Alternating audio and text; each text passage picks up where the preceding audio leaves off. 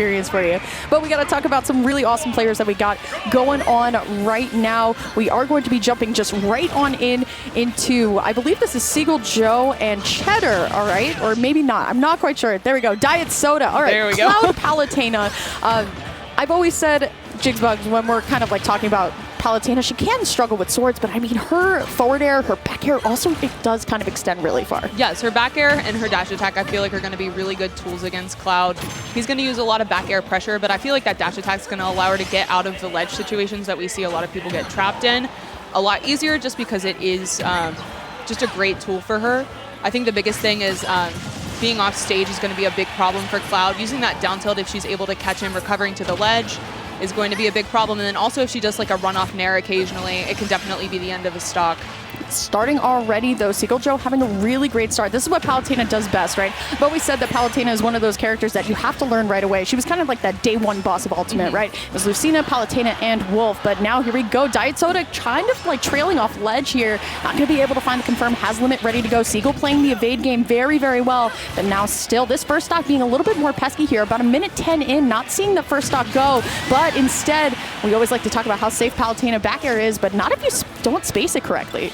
Absolutely, yeah. That up smash out of shield is going to be a great kill move for Cloud, especially at higher percents. At lower percents, we're probably going to see a lot of up B out of shield as well. Also a great tool for Cloud. So she definitely, Palutena needs to be very careful what she's throwing out on shield because it's going to be a lot of free damage for Dietsoda. Dash attack coming right on in from Seagull and actually taking the stock here. It's looking very, very close. Just a lot of these micro interactions just kind of going down to like either misspacing or just dropping the combo. But it looks like Seagull going to be able to find the Palutena pain train all the way to fruition here. Is now Dietsoda going to be able to find the fair. Cannot find the follow-up though. Seagull though stuck on a platform at least just for a quick second here.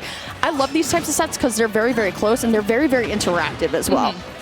Yeah, I feel like these characters don't have like crazy combos that you're seeing, just the training room combos. We're seeing a lot of interactions where it's a lot of hard reads, and although Palutena is able to use a lot of like nair to string things together, I feel like just because she has a lot of really good tools doesn't mean that she's like a hard character to fight against, but I feel like she is a character that you have to have a basic understanding of to understand how to play Smash Bros. Like she's like a Lucina in that she's based Smash Bros. So it's very easy to understand how to fight her. You just have to play super carefully. Yeah, it's definitely a very good character to pick up good fundamentals on. And then honestly, the way that you're able to play Palutena, you can kind of like fly off the handle, fly off the ledge, or you can play on the ledge very safe. Seagull going to opt for the down tilt back air. It's not going to be enough. It seems like Dietsoda can make it back, but nice fall off nair coming out from Seagull. Gets the down tilt, can't find the forward air though. Here we go. Forward throw is going to be this time. And this is kind of like the hard part about fighting Palutena, right? It's so hard to predict what exactly she's going to do. She could just be standing there. She could go for a short hop fair. She could go for a down tilt. She could turn around and get the instant back air.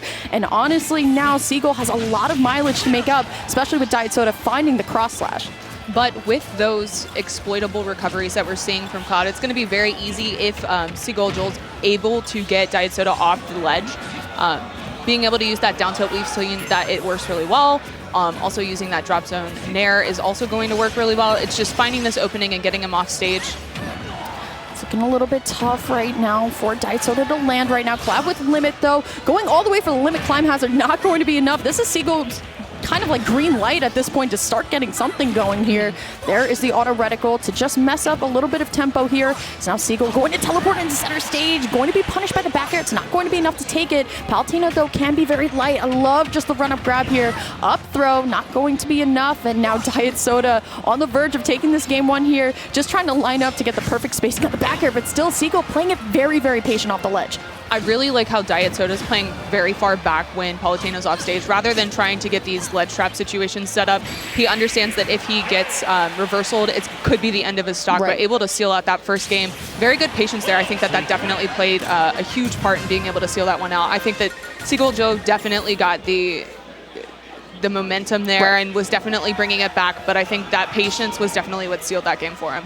I think, as a lot of people know if you've been watching Xanadu for a long time, this is a celebration of Xanadu across the years. Seagull is one of the most patient players that this region has ever seen. Obviously, dating all the way back to Brawl, playing a lot of Brawl. Oh, really? And then playing Smash 4 Sonic. So a lot of different play styles that Seagull has gone through here. And now you have someone like Dietsoda who's kind of like kind of pressuring you to change your tempo just a little bit. So far, though, Seagull just going to opt for the auto reticle here, but here comes the climb hazard out of shield. It's one of like Cloud's most tilting options. I know for me, when I get hit by climb hazard out of shield, it's like, all right, I get it, I'm bad. Oh yeah, I have to get hit by at least 3 before I stop using unsafe moves on shield. Right. Still, though, going to be able to find the Nair, as now Dietsoda is still struggling to land. I would think that's kind of what I'm seeing Dietsoda kind of struggle with the most, and that's for a lot of people, right? A lot of people have a hard time getting out of the Palutena combos, but still has limit a lot.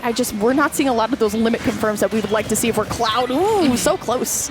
I think that using a lot of mix-ups on shield as far as like crossing up his shield is going to be super helpful. We saw that Soda definitely whiffed a up B as a punish, and I think if we're able to see like a back air where we're drifting forward, or a fair where it looks like we're going to cross him up and then stay in front, mixing up where we're landing is going to be super helpful, because as soon as Cloud is going to whiff that up B, it's going to be very easy to punish. Speaking of up B, I was about to say, speaking of up B but not whiffing, actually finding the stock with the limit climb hazard here is a great lead for Dietsoda, as we're going to be able to get the sliding down tilt into the double up air here, as now Seagull has to find a way to get himself into the fray again. Still trying to find the dash attack out of the corner. It's not going to be enough. You can tell on Seagull's face too. I like to look at player cams because I think it's really important. If you don't kind of like hold in your emotions too much, it's very easy to kind of get a snowball going out of control here. And Dietsoda doing a really good job of getting a lot of sustained damage right now as well. Seagull trying to find the side special, not going to be enough. The dash attack though,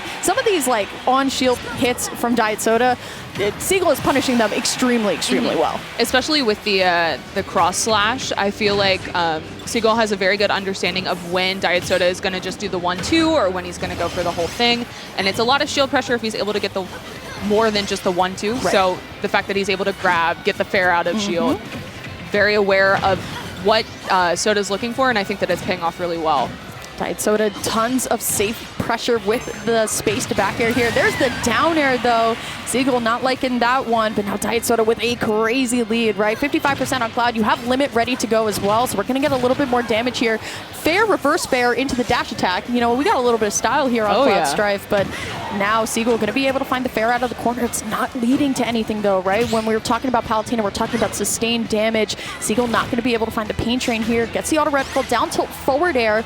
Dietsoda jumping with up smash, going to hit right below the ledge.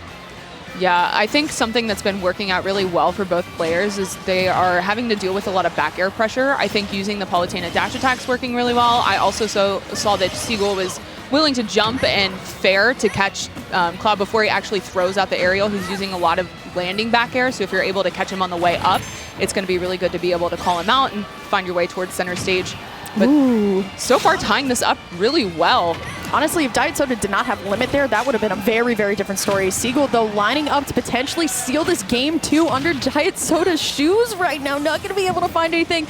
Once again, what is scarier than Palutena just short-hopping while facing behind you? You know what's coming. Maybe but, like, Cloud doing the same thing on the other side of the stage. Cloud doing it with limit. Oh, yeah. Here we go. Forward throw is going to be the option. As now Dietsoda needs to find this in order to not go to a game 3. Winner will be going on into top 64 winners right now. Look at this, and finds just the poke with the limit cross slash.